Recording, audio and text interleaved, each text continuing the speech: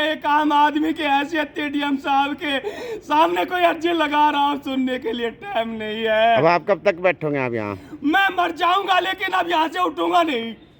अगर आज मैं यहाँ पर आत्मदाह कर लूं क्या होगा? कितने लोगों को मरवाना चाहते हैं अधिकारी?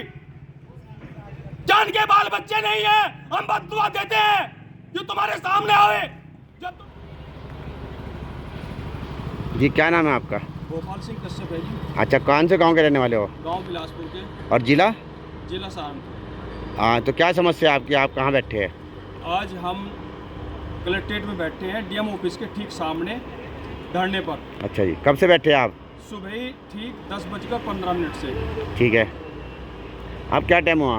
अब लगभग 3:30-4 बज गए होंगे सर। अच्छा, तो कोई आया आपके पास, डीएम वगैरह कोई आए? कोई अधिकारी हमारे पास नहीं आया, बल्कि डीएम साहब ऑफिस में बैठे रहे सुनवाई करके, और यहाँ से बैरक लौट गए। हम पति पत्नी उनके पास, जैसे उनकी गाड़ी निकली उनके पास अपना प्रार्थना पत्र लेके खड़े हुए, लेकिन उन्होंने एक पल झपकने के लिए भी गाड़ी को नहीं रोका। ऐसे डीएम हमें पहली बार देखे, जो एक गरीब आदमी 24 घंटे पहले सूचना दे करके धरने के लिए बैठा है।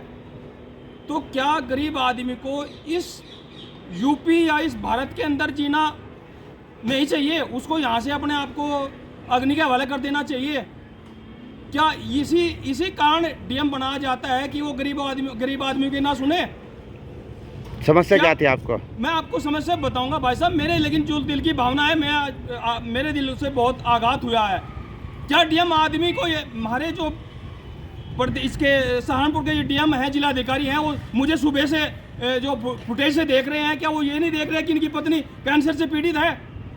मैं बार बार मुख्यमंत्री, यहाँ के एसडीएम, यहाँ के डीएम, यहाँ के सभी प्रशासनिक अधिकारी, महिला आयोग, यहाँ की जो मेरे कैराना लोकसभा की सांसद है, उनको भी सबको मुख्यमंत्री को प्रार्थना पत्र दे के थक चुका हूँ कि मेरा मकान बचाया जाए। मैं एक गरीब आदमी हूँ, मेरे पास रहने के लिए इसके अलावा कोई चारा नहीं, क्योंकि मेरा पुश्तैनी मकान जो है आज से कई वर्ष पहले, क्योंकि मेरी पत्नी का इलाज पीजीआई चंडीगढ़ चला हुआ है, और बिक जाने के कारण मैं, एक भाई ने मकान मुझे दिया था, उसका मकान किसी कारण से ग्राम समाज की ज़मीन पर बना है, लेकिन वहाँ पर 10-20 परिवार और भी रह रहे हैं। क्या मेरे ही पास, मुझे ही वहाँ से निकालने का प्रयास किया जा रहा है अधिकारियों का? मगर मुख्यमंत्री जी ने कहा पहले उसको जो है उसका दूसरे मकान का इंतजाम करो, जब जाकर किसी गरीब को वहाँ चटाओ।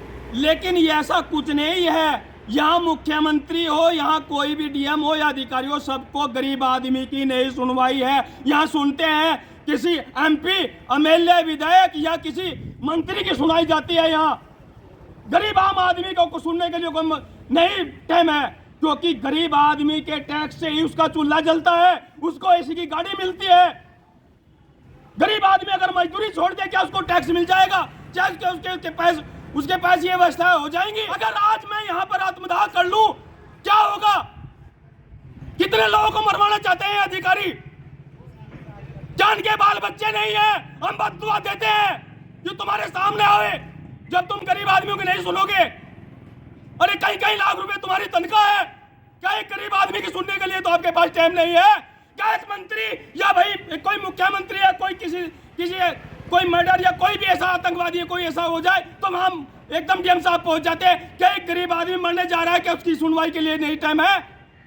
सुबह से मैं मिन्नत कर रहा हूं, लेकिन हमारे जिलाधिकारी के पास हमारे लिए टाइम नहीं है, क्योंकि हमने बहुत बुरा किया, हमने मांग की है, हमने अपने आप को अग्नि के हवाले नहीं किया। हमने ये भूल की है कि हमारे सर की जो छत है हमें दे दीजिए सरकार, हमें 2 वक्त की रोटी दे दीजिए सरकारी खजाने से, हमें इलाज के लिए कुछ पैसा दे दीजिए जिससे कि हमारी पत्नी का सही इलाज हो सके, हमें 1-2 बीघा का पट्टा दे दीजिए, कम से कम मेरे बच्चों का पालन पोषण हो सके। क्या मुझसे यही जुल्म हुआ है जो आईटीएम साहब ये सुनने के लिए तैयार नहीं? और मैंने हाथ जोड़कर प्रार्थना पत्र को इस तरह किया, लेकिन डीएम साहब रुके नहीं।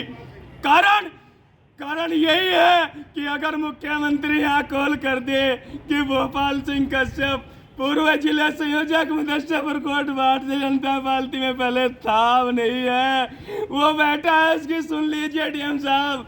तो डीएम साहब जो है सब काम छोड़ करके, और जब ये पता लगा कि ये बीजेपी का पुराना कार्यकर्ता है, सुनने के लिए दौड़े चले आएंगे। अगर मैं एक आम आदमी के हैसियत डीएम साहब के सामने कोई अर्जी लगा रहा हूँ, सुनने के लिए टाइम नहीं है। अब आप कब तक बैठोगे आप यहाँ? मैं मर जाऊंगा, लेकिन अब यहाँ से उठूंगा नहीं। अपनी समस्या का समाधान करा के उठोगे? करा के उठूंगा, चाहे मुझे मुख्यमंत्री के यहाँ अपने परिवार सहित आत्मदाह करना पड़े, अगर यहाँ नहीं मेरी सुनवाई होगी।